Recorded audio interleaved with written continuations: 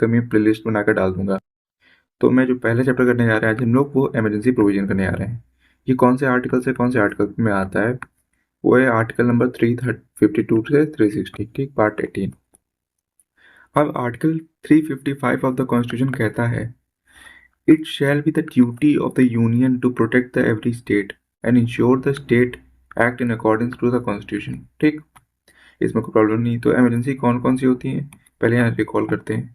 पहली होती है नेशनल इमरजेंसी, कौन से आर्टिकल से कौन से आर्टिकल में? सेकेंडली प्रेसिडेंट रूल, और थर्डली हमारी फाइनेंशियल इमरजेंसी। रिकॉल कर लिया। तो जो नेशनल इमरजेंसी है वो होती है आर्टिकल नंबर 352। प्रेसिडेंट रूल जो आता है वो आर्टिकल 356 में आता है, और फाइनेंशियल इमरजेंसी जो आती है वो आर्टिकल 360 में, ठीक। नेशनल इमरजेंसी 3 ग्राउंड्स पे डिक्लेयर हो सकती है, war, external aggression, arm rebellion.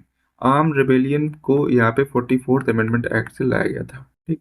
तो यहाँ पे ध्यान रखना है। प्रेसिडेंट रूल में ऑन कॉन्स्टिट्यूशन मशीनरी की फेलियर पे होती है। फाइनेंशियल इमरजेंसी आपको पता है, फाइनेंशियल की बात होगी। तो पहले हम पढ़ते हैं नेशनल इमरजेंसी, ठीक। तो ग्राउंड इसमें लिखे हुए डिक्लेरेशन के कौन से, war, external action, arm rebellion. ये ऐड किया गया था 44th अमेंडमेंट एक्ट से। तो ये एक इंपॉर्टेंट पॉइंट पहला हमारा हो गया है। इसको हम लोग लास्ट में भी एक बार रिवाइज कर लेंगे वीडियो खत्म होने पे, ठीक। सेकेंड है can declare emergency even before the actual occurrence, ठीक है। तो एक्चुअल अकरेंस से पहले भी हम जो इमरजेंसी है उसको क्या कर सकते हैं, इन्वोक कर सकते हैं, डिक्लेयर कर सकते हैं, ठीक है।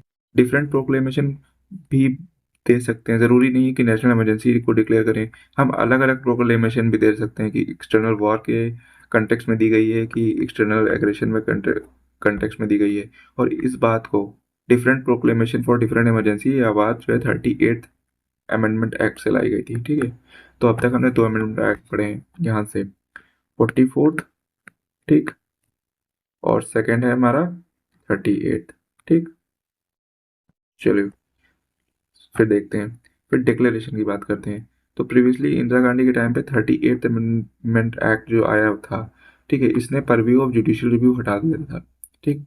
उसके बाद बट नाउ 44th ने उसको डिक्लेयर वापस डिलीट कर दिया, और वापस जुडिशियल रिव्यू स्टार्ट हो गया इसमें, कि डिक्लेरेशन को चैलेंज किया जा सकता है, ठीक। अब emergency can be declared in entire country और पार्ट ऑफ इट। ये कौन से अमेंडमेंट एक्ट में आया था? ये आया था 42nd अमेंडमेंट एक्ट में से, ठीक। तो उसके बाद फिर अब एग्जैक्टली इस टाइम पर डिक्लेरेशन कैसी थी? Prime minister, council of minister return recommendation देते हैं किसको, प्रेसिडेंट को, ठीक।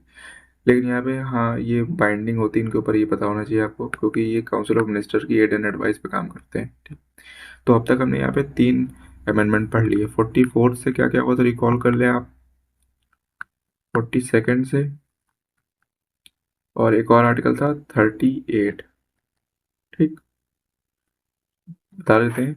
44 से हमारा ये आर्म रेबेलियन ऐड हुआ था, ठीक। और उसके बाद 44th ने डिलीट कर दिया था, जुडिशियल रिव्यू को वापस एक्सेस दे दिया था। और 42nd ने इंटायर कंट्री और पार्ट ऑफ इट में डिक्लेयर करने के लिए अलग से प्रोविजन ऐड किया था। तो पहली चीज़ ये हो गई। फिर पार्लियामेंट्री अप्रूवल कैसा चाहिए होता है नेशनल इमरजेंसी के लिए, तो सब 44th यहाँ पे ध्यान रखेंगे, ठीक है। तो approval from both the houses with in 1 month of declaration.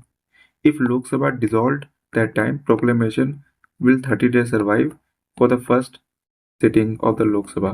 After approval of 6 months continues then, ठीक। फिर पीरियोडिक पार्लियामेंट्री अप्रूवल चाहिए होते हैं हर 6 महीने पे, ठीक। ठीक, ये पे एवरी 6 मंथ यहाँ पे लिखा हुआ है, ठीक। अब कौन सी मेजोरिटी चाहिए होगी? Special majority. तो majority of total member of the house, और majority not less than 2/3 of the member present and voting. और यहाँ पे दोनों प्रोविजन, ये 3 प्रोविजन 44th अमेंडमेंट एक्ट से लाया गया। कौन कौन सा? पहला की approval from the both the house with in 1 month of declaration. इसको 1 month कर दिया था डिक्लेरेशन के, 1 month में इसको दोनों हाउस से अप्रूवल मिलना चाहिए। सेकेंडली 6 पीरियोडिक पार्लियामेंट्री अप्रूवल को 44 से लाए थे, और स्पेशल मेजोरिटी की बात की गई थी, ठीक। तो ये हमारा नेशनल इमरजेंसी हो गया, ठीक है। अब आगे हम लोग देखेंगे अगले वीडियो में इफेक्ट्स ऑफ नेशनल इमरजेंसी और उसके और आगे, ठीक।